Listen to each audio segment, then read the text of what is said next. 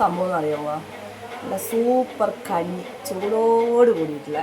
അപ്പോൾ കാണിച്ചു വെക്കാം. ചമ്മന്തി ഉണ്ട്. ഞാൻ കുറേ ആയി ചോറ് എന്നിട്ട്, അപ്പോൾ അതിൻ്റെ ചെറിയൊരു ആർത്തി ഉണ്ടാവും. പൊളിഞ്ഞ് പിന്നെ ഉണ്ട് വേറൊരു സംഭവം കൂടിയുണ്ട്. എന്താണെന്നറിയോ? കാന്താരി മുളക്. നിങ്ങളൊക്കെ കൊതിപ്പിക്കാൻ വന്നതാണ്.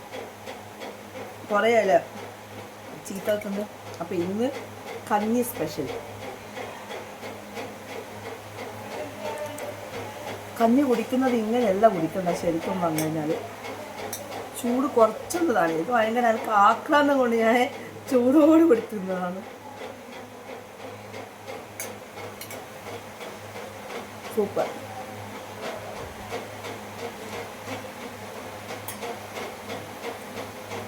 എനക്കായിട്ട് സ്പെഷ്യലായിട്ട് ഉണ്ടാക്കി തന്നെ അത് വേറെ ആയിട്ട്.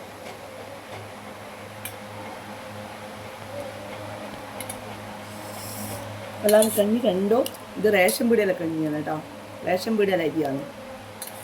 കൊടീശ്വരൻ്റെ കഞ്ഞിയല്ലേ, റേഷൻ പീടികയിലെ കഞ്ഞിയാണ്. ഇത് മാങ്ങാ ചമ്മന്തി.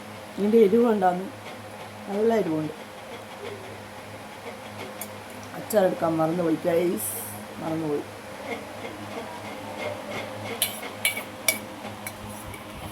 വീഡിയോ എടുക്കുന്ന ആൾക്ക് കുറച്ച് കഞ്ഞി കൊടുക്കട്ടെ. എൻ്റെ വായി തന്നെ നോക്കിയിരിക്കുന്നുണ്ട്. അപ്പോൾ കുറച്ച് ചമ്മന്തി കൊടുക്കട്ടെ.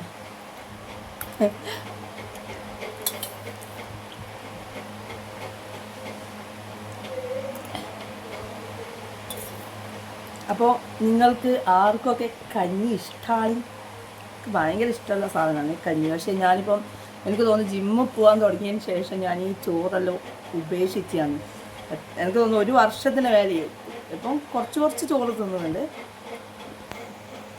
എല്ലാം ഉപേക്ഷിച്ചതാണ്. മുട്ടായി, ബേക്കറി പലഹാരങ്ങൾ എല്ലാം. ഇപ്പോൾ എനിക്കെന്തോ ഒരു ഭയങ്കര ആഗ്രഹം കഞ്ഞി കുടിക്കുക. ചൂടല്ലേ, നല്ല ചൂടല്ലേ. അതുകൊണ്ട് കഞ്ഞിപ്പുറകെ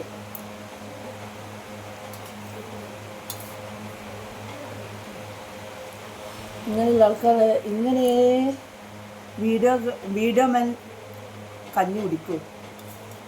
വായങ്ങ് ഓട്ടോമാറ്റിക്കായിട്ട് അങ്ങ് തുറന്നോളൂ. അന്നേരം